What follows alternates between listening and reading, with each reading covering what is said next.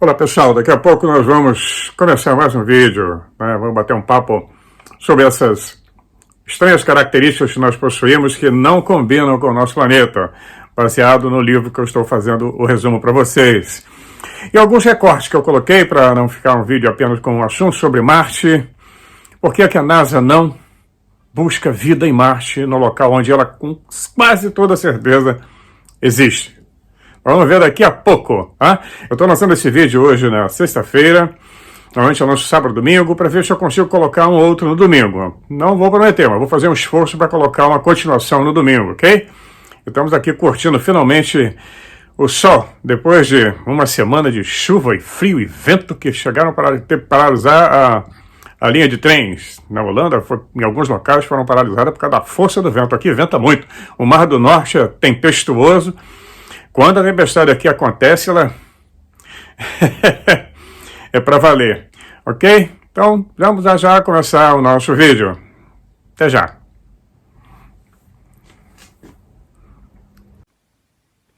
Pois é, no dia 28 de setembro de 2015, a NASA finalmente decidiu anunciar ao mundo que existia água. Pois é, quase ninguém lembra disso, né? Foi oficial. Todo mundo já sabia, pesquisadores autônomos, né, que não pertencem à NASA, já sabiam que essa água já existia em Marte há muito tempo. Havia evidências irrefutáveis, né? E, então, com isso aí, nós vemos que o potencial para a vida do planeta vermelho aumentou, então, drasticamente. As possibilidades ficaram muito maiores. Todo mundo pulou de alegria e fizeram várias perguntas, né? Água líquida em Marte. E aí a turma perguntou, jornalistas, especialistas, se podia ver alguma água na cratera Gale, onde o rover Curiosity está. A NASA se esquivou muito bem. Ela tem outros rovers, não podem ir a esse local onde tem a água.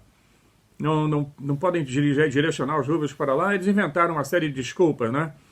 Eles disseram que todos os pesquisadores sabem que existem algumas zonas escuras no planeta Marte, em vales, etc. Chama-se RSL, o Recurrence Slope Linear, que o rover poderia visitar, né? Mas o Curiosity não tinha permissão para chegar perto da água. E como disse o diretor de ciência planetária da NASA, o Jim Green, ele disse o seguinte: não é tão simples quanto dirigir um veículo espacial para um local em potencial e pegar alguma colher de terra. Não são apenas encostas íngremes, nós precisamos garantir que as preocupações de proteção planetária sejam atendidas. Conversa fiada, né? Em outras palavras, como podemos buscar evidências de vida sem contaminar os locais com insetos da Terra? Só que já mandaram centenas de drones, de naves espaciais, dezenas de jipes. Tem jipe da China, tem da Rússia, naves de todo tipo que caem no solo de Marte. Eles não estavam preocupados com essa contaminação, agora estão. Então agora eles sabem aonde encontrar vida e a água líquida em Marte. Eles podem examinar, mas a desculpa sempre é a mesma. Eles inventam todo o tempo uma desculpa nova. Eles estão dizendo que existe o risco de que equipamentos robóticos possam contaminar a água marciana com micróbios da Terra. Se isso acontecer, os cientistas nunca terão certeza de que realmente encontraram vida marciana. Pois é, porque aí poderia ter vindo do nosso próprio planeta, o que é em si uma preocupação até razoável e sensata também, né? Se tomada ao pé da letra, mas isso não é a realidade como nós vimos. Essa questão da contaminação só apareceu agora, depois de dezenas e dezenas de naves se chocarem contra o planeta, restos de tudo quanto é tipo de lixo espacial. Então, tá aí, né? Aonde tem água, provavelmente terá vida. E eles encontraram, inclusive, água salgada. Eles nunca mandaram uma nave, nem um jeep desse, um drone, um robô, para as regiões polares, onde no inverno a calota de gelo aumenta, no verão diminui. Existem manchas escuras que provavelmente pertencem a um tipo de vegetação. Mas eles não mandam lá. Não é? Eles não mandam também para a planície de Sidônia, onde estão as pirâmides, aquele rosto esculpido que já criou tanta polêmica. Eles vivem botando pano quente em cima, empurrando essa história mais para frente, agora fica distraindo com Elon Musk. com essa nave espacial que ele quer mandar de qualquer maneira, mas não vai conseguir ainda. Enquanto o mundo estiver envolto nesses conflitos, não tem mais exploração espacial. A turma está preocupada em vender armamento, em vender, em controlar a energia, essa energia fóssil que nós temos aí. Para passar para civilização nível 1, nós precisamos abandonar o uso do combustível fóssil, mas ainda não temos a solução. Os verdinhos de plantão, aí, os Greenpeace da vida, essa turma, a galera da energia verde, grita, fica histérica, mas não apresenta a solução. Não tem solução ainda, não tem. Essa coisa de carro elétrico é balela, que a bateria tem que ser carregada com energia elétrica, que vem de algum lugar, atômica, gás, petróleo, lenha, carvão. Pois é. Fica aí, essa história de carro elétrico já encheu a paciência. Estão entupindo a Europa com eles, mas precisam das usinas nucleares para carregar as baterias, ou as usinas de gás. Piada, né? Que civilização é essa?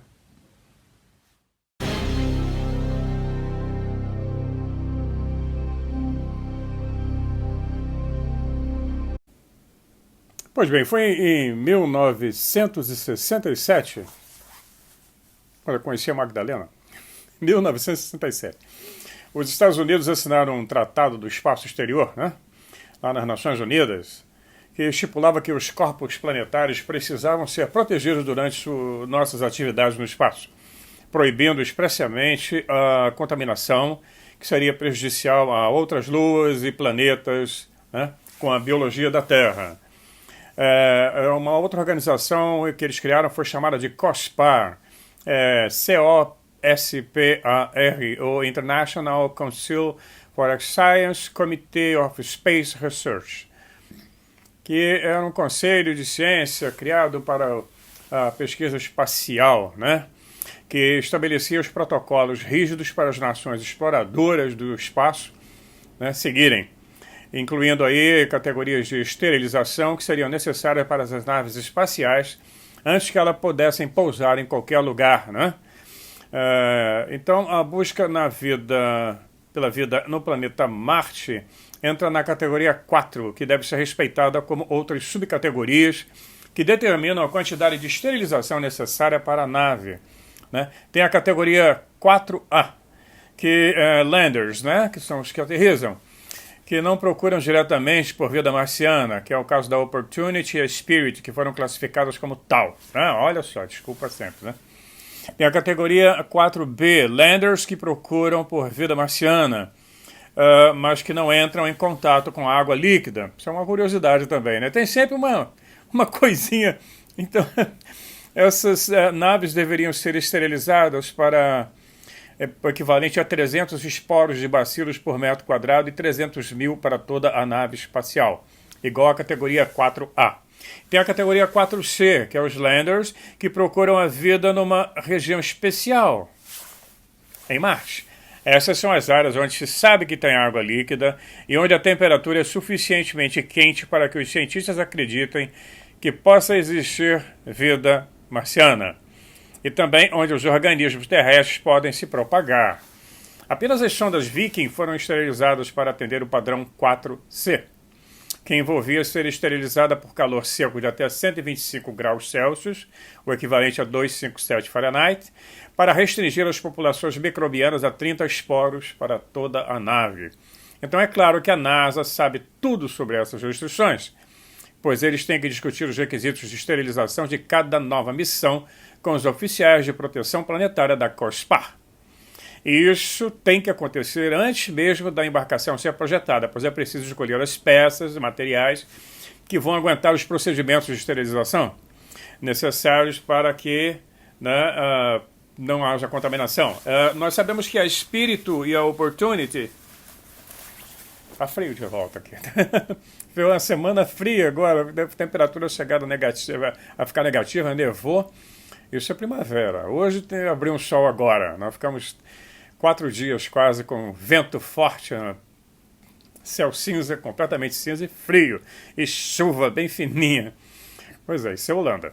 A Europa com o problema desse conflito, a Europa toda já está de joelhos para o camarada lá do outro lado, porque não vai ter energia para aquecer As casas é o de menos, e a indústria? A coisa está muito complicada. Mas isso aí vocês têm várias outras fontes para pesquisar. Eu já editei algumas dos vídeos anteriores. Não vou me estender nesse assunto. Sabemos que a coisa está extremamente complicada, é perigosa. Nós estamos passando num ponto sem retorno. E aí não vamos chegar a ser uma civilização nível 1, porque nós vamos nos autodestruir. Vamos continuar enquanto isso a bater esse papo sobre Marte, né? Então sabemos que a NASA sabe tudo isso, né? Eles evitaram com os landers Spirit, Opportunity e Curiosity, né? Espírito, oportunidade e curiosidade, para que eles evitassem deliberadamente as áreas onde pudesse existir vida. E eles, então, não foram esterilizados o suficiente para chegar perto deles. Bingo, né? Então, não esterilizei, não dá para ir lá, não vai não. Mas já caiu nave pra caramba lá sem esterilizar nada, né? Pois é, mas a verdadeira questão que envolve essas regiões especiais em Marte, né? Os locais onde foi acordado que existiria vida marciana, pelo menos teoricamente, né? Onde tem água líquida em clima mais quente. E, crucialmente, é onde os cientistas acreditam que os micróbios da Terra também poderiam se firmar e prosperar se saltassem com sucesso do módulo de pouso para o solo marciano úmido. É a desculpa deles. Tem um fundo de verdade, sim, mas eles não estão ligando para isso, não. Então, como é que eles podem, então, por causa disso, decidir quais locais em Marte devem ser considerados regiões especiais e que não devem ser contaminadas com organismos terrestres? Pois é, à medida que Marte, né, é examinado cada vez mais perto e a cada ano, e novos estudos e novas avaliações científicas são feitas sobre o potencial do planeta para abrigar ou sustentar a vida, a COSPAR é atualizada com esse resultado, numa evolução pela ciência mais atualizada, se atualizam a cada missão, né? Pelos dados fornecidos pela NASA. Então a NASA recomenda devidamente novas áreas do planeta que devem ser designadas como regiões especiais. Eu vou só proibindo, não pode aqui também não pode não, lá também não pode não. Mas lá tem água, tem alguma mancha que parece vegetal. Não, mas não pode não, vai contaminar. Então é essa coisa, né? É claro que faz sentido evitar a contaminação, mas eles na verdade não estão tomando conta de nada, né? Mas tem várias etapas, eu estou fazendo um resumo desse livro.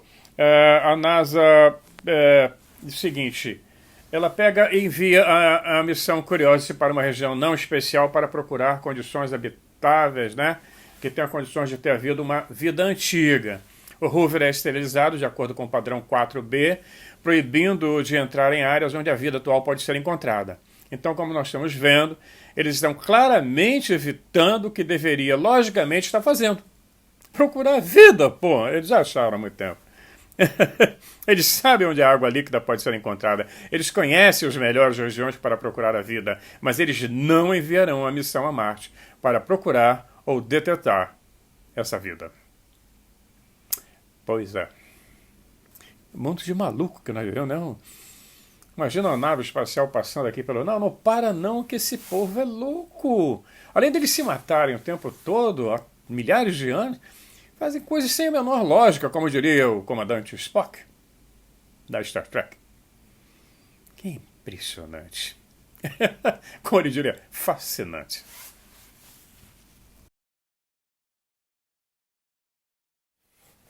Pois bem, nós vamos voltar àquele assunto das hipóteses que sugerem que nós não viemos desse planeta. Eu tenho certeza. Acho que muita gente também. Mas tem muitos tópicos. Eu vou falar dos 15 que são publicados nesse livro que eu comentei com vocês.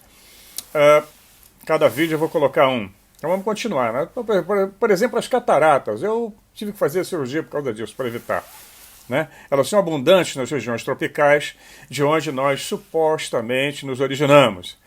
Então é muito estranho que pessoas que vivem lá agora, né? Eu digo, falando daqui, né? Lá nas regiões tropicais, é onde vocês estão, não tenham resistência a elas, as cataratas. Mas elas também são abundantes em regiões mais temperadas, o que sugere que nós não temos resistência também.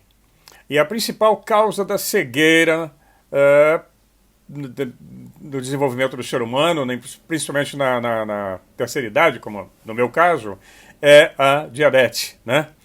Em todo o mundo, quase 50% dos casos de cegueira são causados por catarata, advindo da diabetes.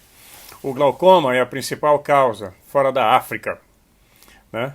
Então, mas vale a pena notar que os africanos também são mais suscetíveis a glaucoma do que os caucasianos. Até cerca de 7.700 anos atrás, mais ou menos, todos os humanos tinham olhos castanhos. Então você esperaria olhos castanhos, esperaria que os olhos castanhos oferecessem maior proteção, né, contra a catarata do que os olhos azuis, especialmente porque os olhos castanhos são predominantes nos climas quentes, né, como na Ásia, no Oriente, ainda na América do Sul, né, entre os indígenas. Ninguém sabe por que isso aconteceu. Uma hipótese é que eles podem absorver mais luz ultravioleta e fazer com que a lente que protege os nossos olhos aqueça. E como os olhos azuis oferecem mais proteção contra a catarata, seria surpreendente que eles não tenham evoluído muito antes. Teria surgido antes. O bizarro é que raramente são encontrados em climas onde a luz do sol é mais forte. Então, o autor ele fala o seguinte: eu me perguntei se isso poderia ser porque as pessoas com os olhos azuis são mais sensíveis à luz solar em geral.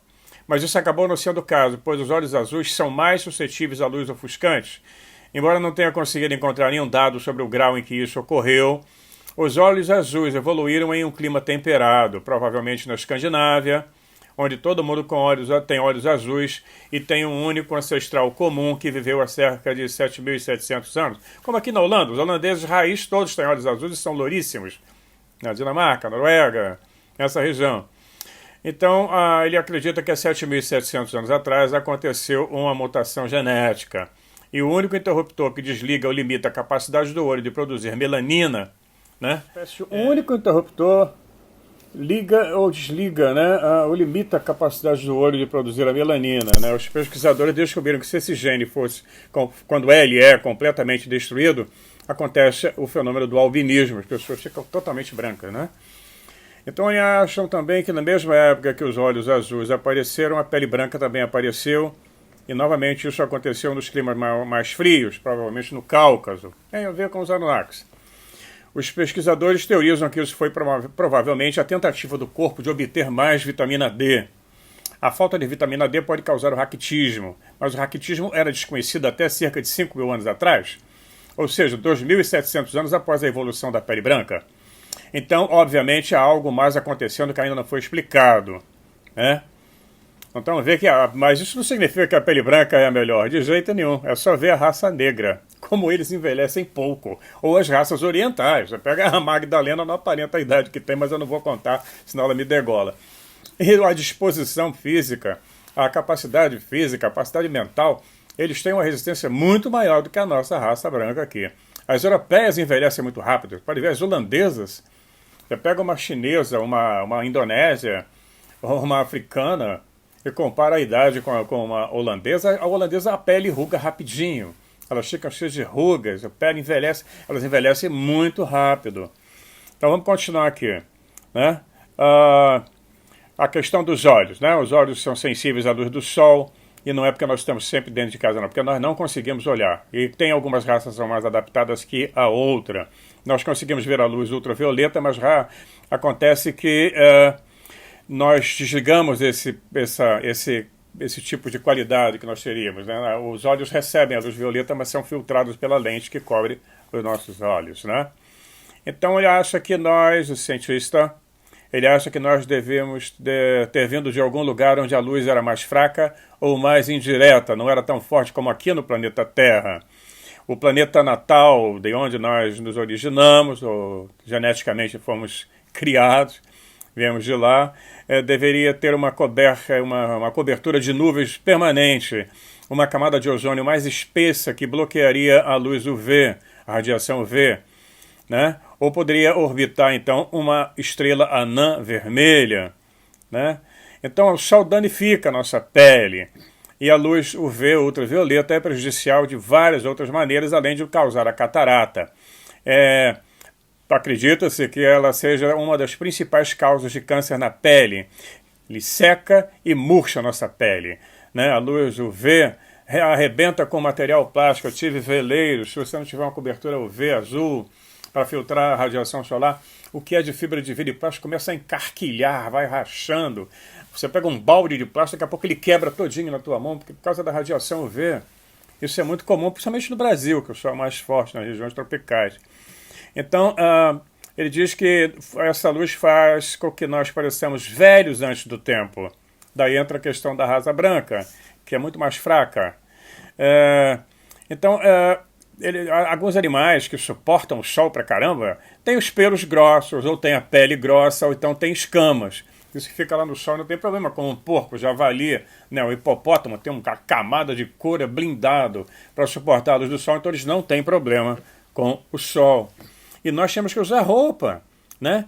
Nós temos que usar roupa não apenas para nos aquecer, mas para evitar que nós fiquemos expostos à luz UV prejudicial. Em ocasiões que não usamos muitas roupas, nós temos que passar o protetor solar, né? Fator 50 para evitar queimaduras ou câncer de pele. Então, a maioria de nós só se incomoda em fazer isso quando está tomando banho de sol deliberadamente. Né? E mesmo assim, muitos homens não se incomodam. E, na verdade, os pesquisadores dizem que devemos usar o protetor solar quase todos os dias, sempre que planejamos ficar ao ar livre por mais de alguns minutos. Mas fica a pergunta, por que precisamos fazer isso? Certamente não podemos ter evoluído para depender de um produto tão artificial, não é? Que evolução foi essa? E se pelos espessos do corpo, ou pele grossa, ou escamas são essenciais para nos manter seguro e evitar o envelhecimento prematuro, então, o que aconteceu? Erraram a massa? Ou foi de propósito? Não, vamos ver isso, né? Pode ter sido de propósito. Claramente tem alguma coisa que não fecha, a conta não fecha aí. Infelizmente, os pesquisadores já descobriram que mais de um quarto da pele de uma pessoa de meia idade já pode ter caminhado nos primeiros passos em direção ao câncer. Então, aqui as pessoas tinham e não sabiam. As pessoas têm a doença e hoje em dia, com a tecnologia, você consegue saber muita coisa. Eu prefiro nem fazer exame, eu fico mais tranquilo. Eu chego numa idade que eu não sou obrigado mais a fazer alguns exames. E o governo às vezes obriga. Fala, não quero fazer mais nada. Não. Tá ótimo, deixa eu tomar meu vinho, comer meu queijo, ler meu livro. Tá no final mesmo, não vamos ficar inventando histórias. Eles adoram encontrar um monte de coisas. Eu tenho alguns exames espantosos. Pois é. Mas então, os cientistas, os especialistas dizem que a amostra retirada de pessoas com idade entre 55 e 73 anos tinham mais de 100 mutações de DNA ligadas ao câncer em cada 1 centímetro quadrado do seu corpo. Em cada 1 centímetro, ou 0,15 polegada quadrada da sua pele, desculpem. Então por que nós temos que usar chapéus de aba larga? Eu uso para cá, eu tenho uma coleção deles. Blusa de manga comprida, protetor solar e óculos de sol, ou ficar totalmente fora do sol se esse é o nosso ambiente natural? Seria, né? Não é, não. Nós somos estranhos aqui nesse mundo. A resposta é essa. A Terra não é o nosso ambiente natural. Não é mesmo. Então vamos continuar. Agora alguns recortes aí para ilustrar um pouco o vídeo. Esses são os olhos azuis encontrados nas estatuetas na Suméria. Eu vi algumas delas aqui no museu de Amsterdã e Leiden também. Em quase todos os museus de arqueologia do mundo nós vamos encontrar essas estátuas com olhos azuis, ou outras estátuas também que sempre com os olhos azuis, até na Ilha da Páscoa. Nós vamos ver que a nossa civilização não é a última, nem foi a primeira. Ela não será a última, nem foi a primeira. Outras civilizações existiram antes da nossa. Foram várias, não foram uma única civilização anterior, antes do dilúvio. Nós tivemos várias outras. Nós vamos conversar na medida que vamos produzindo os vídeos sobre tudo isso. Aqui eu estou mostrando a vocês uma imagem da cruz sagrada egípcia, da cruz Ankh, né? Que na verdade ela é adorada como um símbolo sagrado, as pessoas usavam como amuleto, mas ela tem claramente uma representação técnica. Dá para notar muito bem, né? Os anéis de indução, o material é bronze, tem uma barra magnética. Nós não sabemos exatamente para que ela era usada. Na continuação do vídeo sobre o Egito, nós vamos tocar nesse assunto. Ao lado nós temos as famosas lâmpadas encontradas no templo de Dendera, já está lá para quem quiser ver. Não tem, ninguém esconde, está lá, é bem claro. Eles dizem que são objetos de culto, etc. A cobra, a serpente que nós vemos dentro da lâmpada, na verdade ela sempre representou a energia, E está bem claro que é o filamento da lâmpada, mas sempre a serpente é muito associada no Egito à energia, à força. E assim nós vamos ver agora, depois temos aqui na frente mais uma outra representação do que poderia ser um artefato técnico comparado com artefatos antigos, com ruínas antigas. Mais uma vez nós vamos ver a repetição do culto cargo, né? Os povos copiando algo que eles ouviram falar, né, de um passado bem distante, de alguma coisa técnica que eles não têm mais conhecimento do uso, mas representavam como peças que possuíam poder.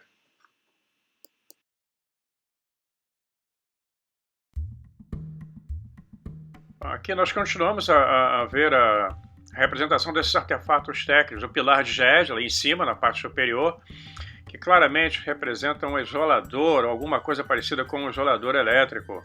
Nos templos budistas, também o topo dos templos budistas, representando alguma coisa técnica. Aí embaixo nós temos a famosa torre de transmissão de wireless em Wardenclyffe, do Nikola Tesla, e ao lado o topo dos pagodes budistas.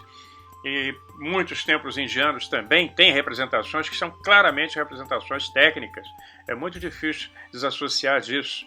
E os antigos documentos que nós temos falam sobre a utilização desses instrumentos, ou como armas, ou como para produzir algum tipo de força que seria usada nas máquinas que eles teriam.